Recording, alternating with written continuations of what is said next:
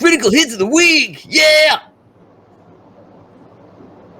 Critical hits of the week. Guys, welcome to Dan's Still Suspicious. He wonders if I think it sounded like it was off a little bit. Oh, he was different today. I think you were. We're on to you. Yeah. Sure. It's that yeah at the end every time. Yeah. Yeah. Maybe I just hit it perfectly every single time. Every time. That's impressive if you do. Maybe.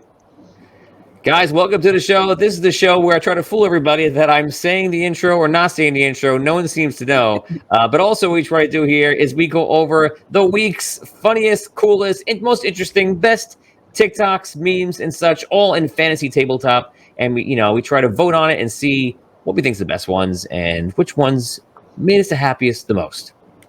So let's get into it, guys. We have 5 memes coming up right now. We're going to check them out and see what we think. Here it goes. Roll for intelligence.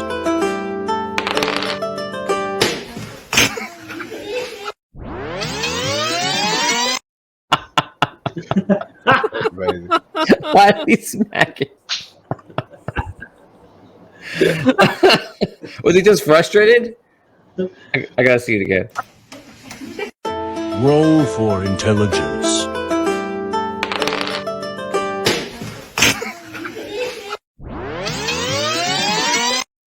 He's just messing around. So The reaction.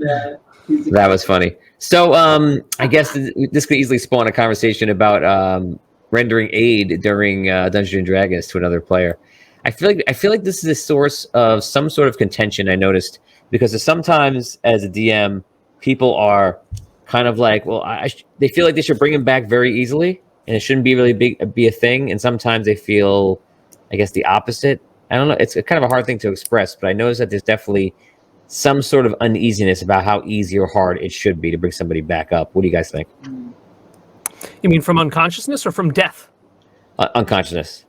Yeah, I mean, I guess it depends on what the action is, Like, I don't know. Like, it depends on what the injury is, depends on, like, what they're trying to do. Like, I would assume, like, if, let's say, someone's swimming, someone's drowning, and maybe you have someone who's skilled in, like, as, like, high survival skills, and they want to do chest compressions and just kind of, like, if they have that knowledge, I think that would be kind of, like, an easier role.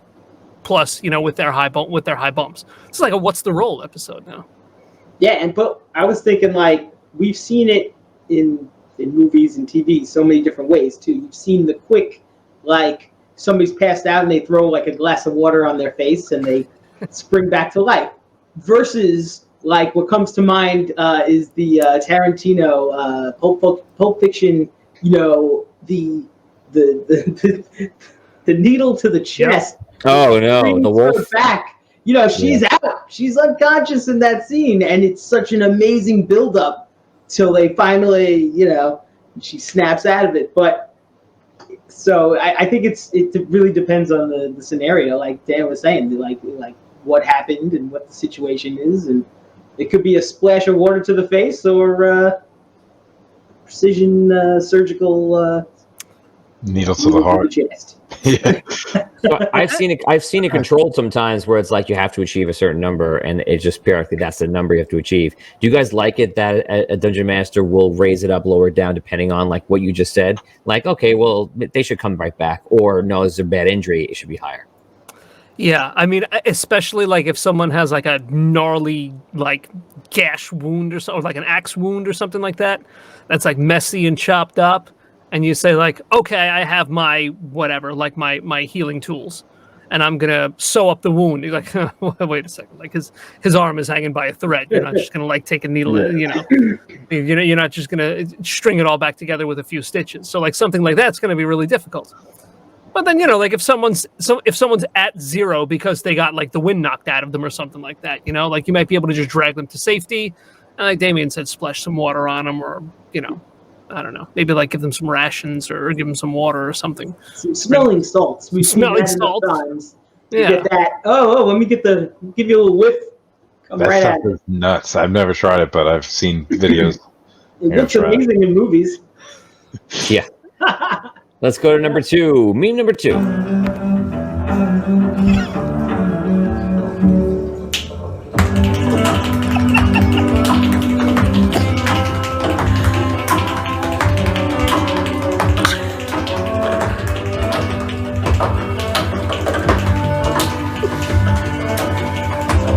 weird. I can't believe it.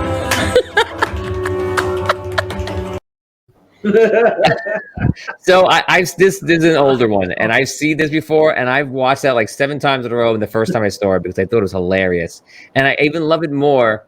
This is like I think you should leave, where like you watch it and you keep seeing new things, and then if you listen, you hear the girlfriend laugh or the wife, and then the guy is like, it's so weird, and he just doesn't get it. But I heard that. And I thought somebody was talking. I was like, "What's going on?" yeah, no, so just in the background, she's showing him, what's going on, and they're laughing at it. I think that's hilarious. I love that one. It's gonna be hard for me to vote for anything else besides that one today. It's a one-note joke, but It's a skill. Yeah. The slapping like adds a lot to it too. Yeah, that's great. Let's go to meme number 3. I got a neat trick for you.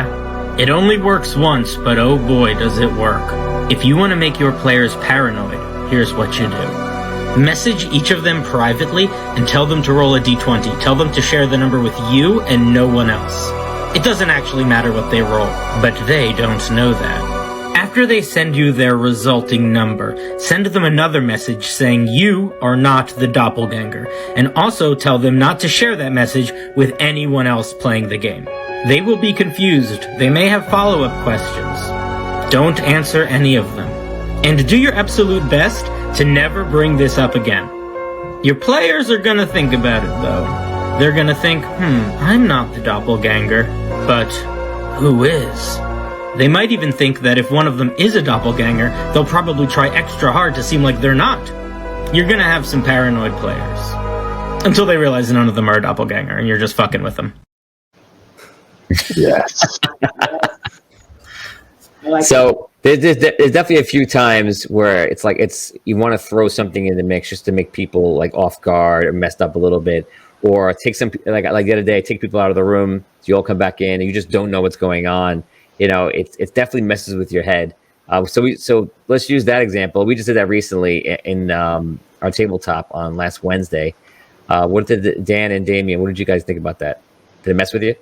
It was great. Yeah, it always does. Anytime, like, the wool is pulled over your eyes, literally, like, okay, now you're not going to know what's going on. You don't know the whole party's going to split up. Everybody's going to have either a different experience, the same experience, some variation, you don't know. And that's what's great about it, the mystery. And, yeah, the paranoia. It's awesome. It's always like whenever it's like me doing something by myself, it's always like one part of my brain is like, okay, I have to get this right, because if I mess it up, then like I and me alone can be responsible for like screwing everything up for the entire party. But then the other half of my brain is like, it's just me. Like if I mess up, then I'm just like getting myself killed, or I'm just messing things up for myself. It's really no big deal.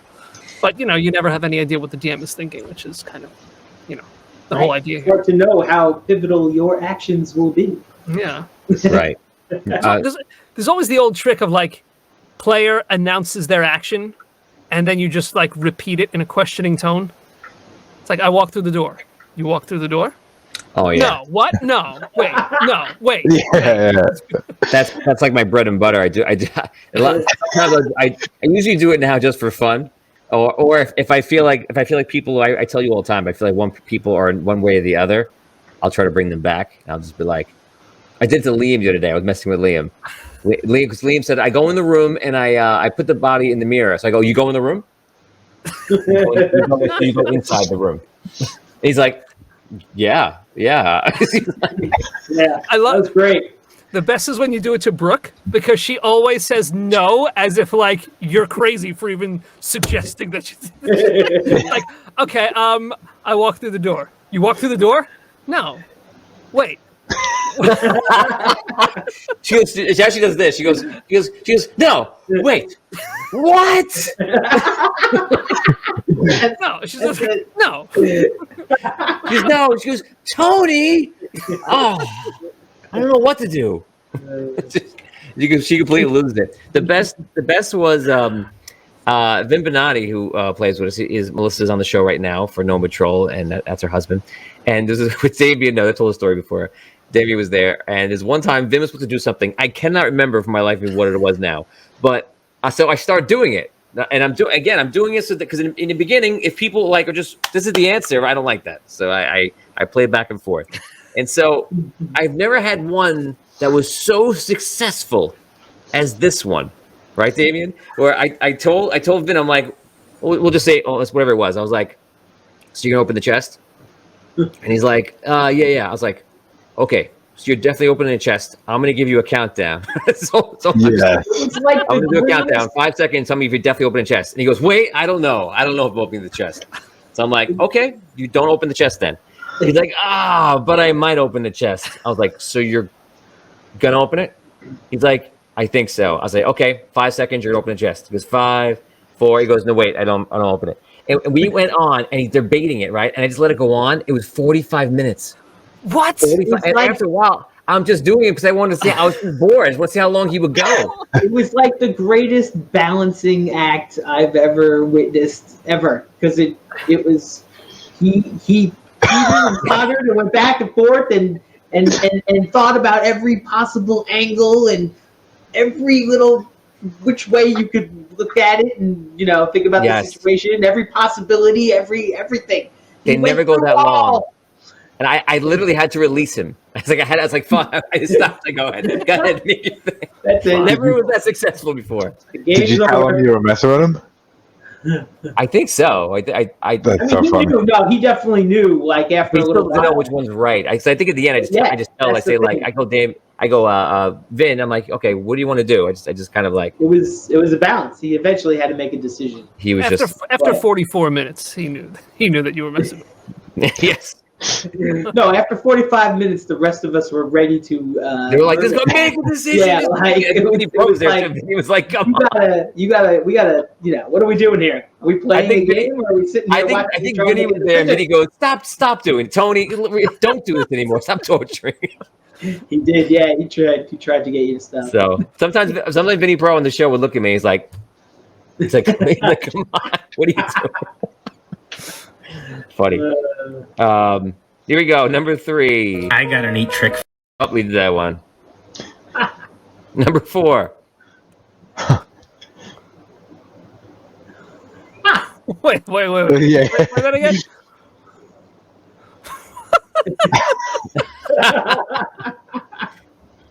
Yes.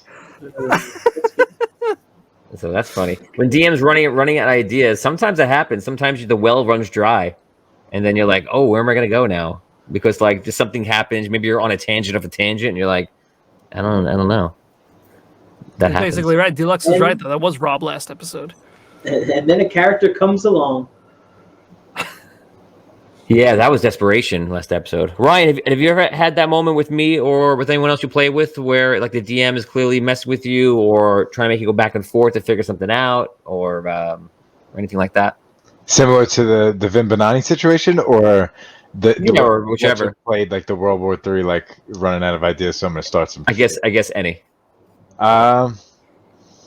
You've definitely messed with me before, like maybe not in tabletop, like D&D. Just in real life. Style. No, like the whole thing with the dice, like that was crazy. You told me to hit Liam with the dice, and then when I hit him, you penalized me for hitting him with the dice. Yes. That was messed up. That was crazy. You talking about Roll and Rumble, guys? You remember that? Smash the dice. Remember the huge die? Oh, the huge yes. D20? Yeah. That's right. I won the Royal Rumble match that night, and I was so pumped. He tells me to hit Liam with the thing, I do it, and then he revokes my win and gives it to Rob. I was like, I can't believe you. Oh my God. That was what you talked about the other day. That was the most that Ryan was ever mad at me in real life. He was still joking around. He knew it was a joke, but like he was like the mad meter was equal with the fun meter, and he was like, "What? Oh, okay. You told me to do it," and then. I was I dead was like, set. he's so salty right now. Yeah, I was pissed. I went home. I was like trying to replay it so I could He put up the screenshot. clip of he's like, Yeah, clearly you you can mentioned see the the commissioner is telling me whatever. My eyes go like this. It's like, see the eyes. Oh man, that was great. You got me. It'd be funny if I actually did do it to like tell you to do that, but I don't know. I don't even know how you got that from that.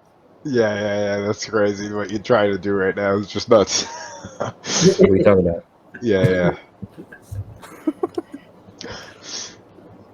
Number 5. You've been hurt. My wife took off with a travelling minstrel. Left me in the dead of night. In a lot of ways it felt like morning never came. No, I meant your leg is bleeding. Oh. So it is. No cause for alarm then? Nah, happened a while back. I was in a fight with this fella. But about halfway through, he turned into a wolf. Bit me in the leg. Are you aware of what a werewolf is? Am I aware of what now? What colour is your blood? Grey. And what colour is that fern? Grey. And what colour is that flower? Grey. That's 0 for 3. Not winning any gold medals, but at least you haven't earned silver. I don't know what you mean. But I am enjoying this walk. And that checks out. That's a pretty good one, though. That's an old one too. I haven't seen him do any new ones in a while. At least the ones that reached me. But he's pretty good. Do werewolves not see color or something? They see him. I think like dogs and such. Like the king Okay. see in like shades of gray, right? 50 Shades of Grey. Right, Shits. Maybe. right, Ryan. 50 Shades of Grey. Is that a movie you like? Is that your favorite book? Favorite book, favorite movie. Tell us about it. It's great. It's an autobiography on my life. 50 Shades of Grey. And that's about it.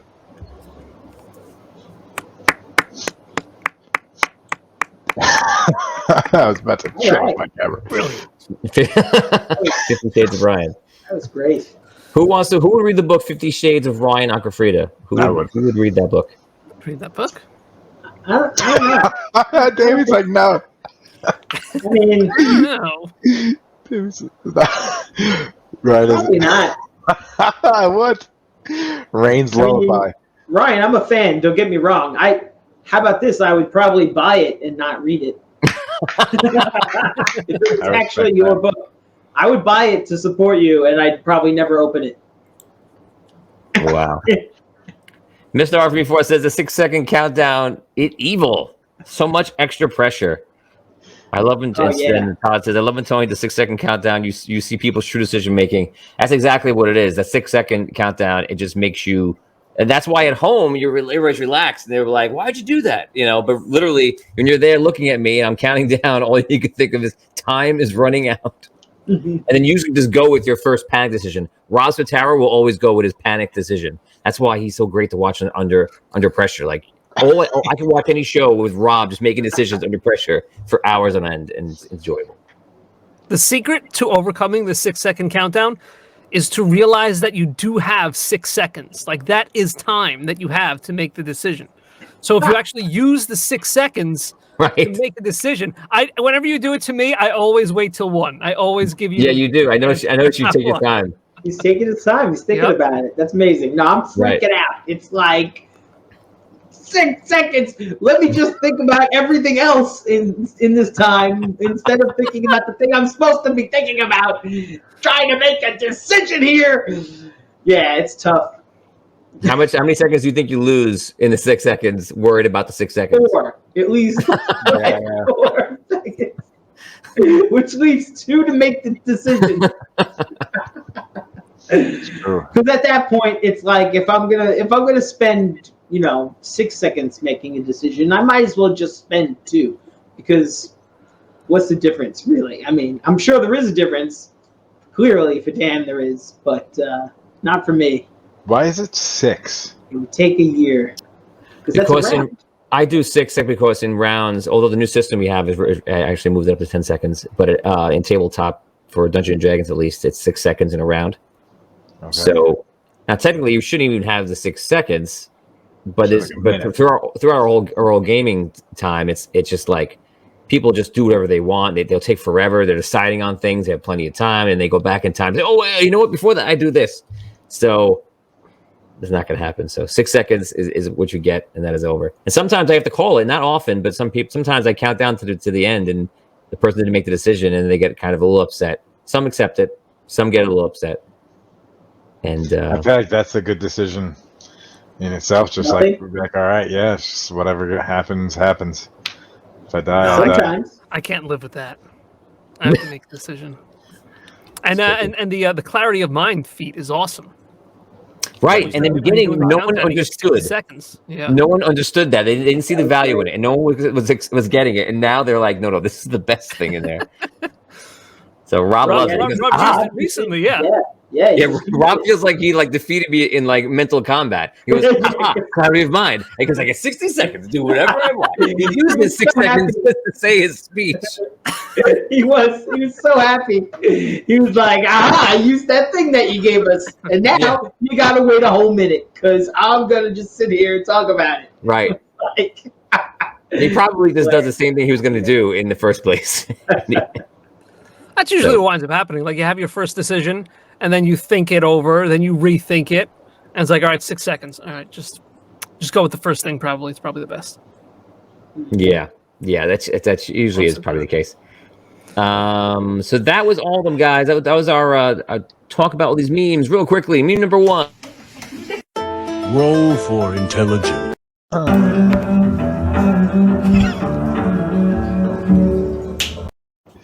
I got a neat trick for you. It only works once, but oh boy, does it work. I don't know, this is so good. And number 5. You've been hurt. My wife took off with a travelling minstrel. Okay, guys, let's do the voting. Let's get down to it. Starting with the crew here. Dan, you're up first. I like number 4 made me laugh. I'm a big Zoolander fan, so I'll go with number 4. And considering we just had an episode on Gnome Patrol where it was that exact situation, so I'll go with number 4. Gotcha. I'm gonna go with number 2. The guy, the bard, just because that's one of my favorite ones. Ryan, you're up. Yeah, I'm gonna go with number 2 as well. Number 2, Damien. and I'm voting for number 3 this week. Number 3, Yeah, guys at home. with the players. Make it yes. Guys at home, make your votes. Let's go around the table, see who we get. Miss Stars is number 5. Richard likes 5. He likes the werewolf one. Todd agrees. He says number 5. Oh, look at this. Rain, number 5. Jason Spector says number 1. Wow. That's it, guys. Last seconds to make your vote. 6 seconds. Oh. Look at all this time you had. Did you panic? Did you waste 4 seconds? Or did you just say what you thought? Now you know what it's I already like. voted. Yes. Now all the fans know. We should do an episode just the fans come on. I just torture them for although I do that every Tuesday with them. But Yeah. That's brilliant. But everybody has to see it though. guys, so that is it. That ends the voting. We have the winner and champion of this week is number 5. You've been hurt. My wife took off with a travelling minstrel. Left me in the dead of night. In a lot of ways it felt like morning never came. No, I meant your leg is bleeding. Oh. So it is. No cause for alarm then? Nah, I've been a war back. I was in a fight with this fella. But about halfway through, he turned into a wolf. Bit me in the leg. Are you aware of what a werewolf is? Am I aware of what now? What colour is your blood? Grey. And what colour is that fern? Grey. And what colour is that flower? Grey. That's 0 for 3. Not winning any gold medals, but at least you haven't earned silver. I don't know what you mean. But I am enjoying this walk. And that checks out. Congratulations to number 5. That was it, guys. That is Critical Hits of the Week. I hope you enjoyed our conversation about our tabletop exploits. Let us know what you go through. If you're a DM, do you torture your players? And are you a player? Are you tortured by a DM? You need to talk about it. Let us know. We care, and we want to hear about it. And let's compare war stories. Guys, that does it for Critical Hits of the Week. Thank you very much for hanging and playing. Welcome back to the Adventurers Shopping Network, where everything is definitely not cursed.